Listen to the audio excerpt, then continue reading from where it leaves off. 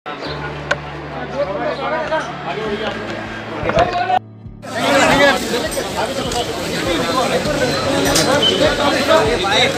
बोल दो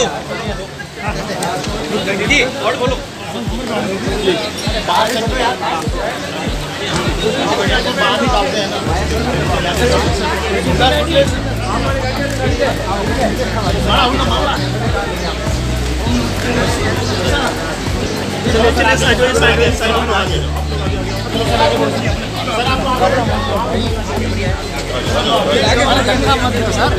सर आगे बढ़िए, आगे बढ़ो, आगे बढ़िए, चलो आगे बढ़ो।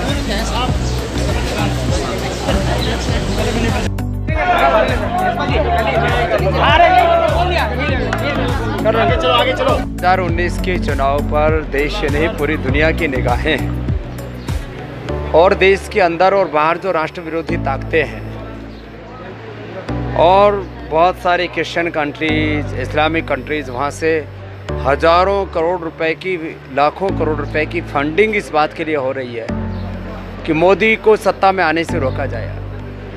अरे भाई, ये तो बताओ कि मोदी ने बुरा क्या कर दिया इस देश के लिए?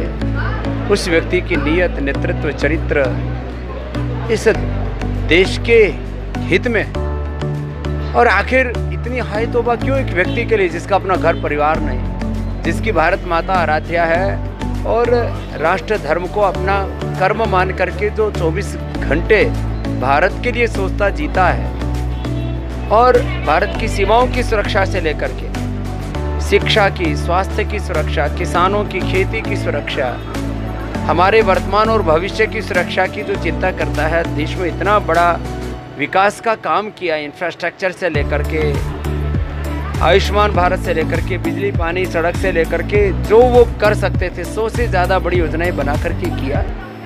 इसलिए इस बार मोदी जी को 2019 में देश दोबारा मौका देगा। ये देश में मोदी की हवा नहीं, मोदी की आंधी दिख रही है। ये जो प्रधानमंत्री का पद है, ये गरिमामय पद है, उसमें जो शब्द इस्तेमाल किए जाते हैं, उस पर आपकी क्या प्रतिक्रिया है?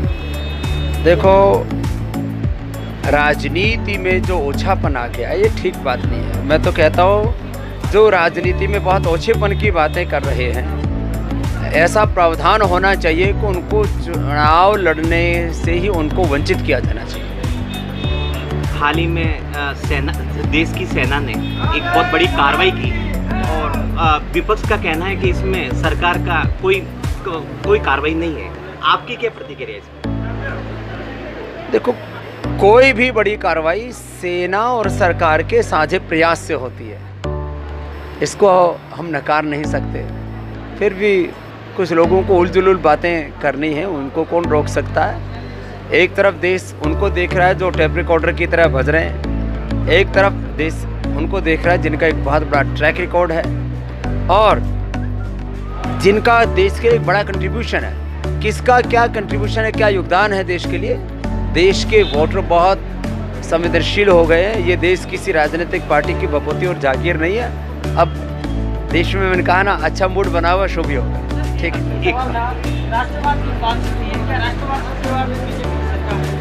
देखो, यद्यपि महंगाई, बेरोजगारी, गरीबी, भ्रष्टाचार, काला धन, आर्थिक सामाजिक न्याय सब प्रश्न हैं, लेकिन देश रहेगा तो सब प्रश्न रहेंगे और उनका समाधान भी होगा, सब मुद्दे रहेंगे। इसलिए राष्ट्रवाद सबसे बड़ा मुद्दा बना है। हिंदुत्व भी मुद्दा है। जो लोग अभी तक हिंदुत्व को कोसते थे चुनाव के बहाने ही सही, अब सबको याद आ गई है कि जो हिंदू की बात करेगा वो हिंदुस्तान पर राज करेगा।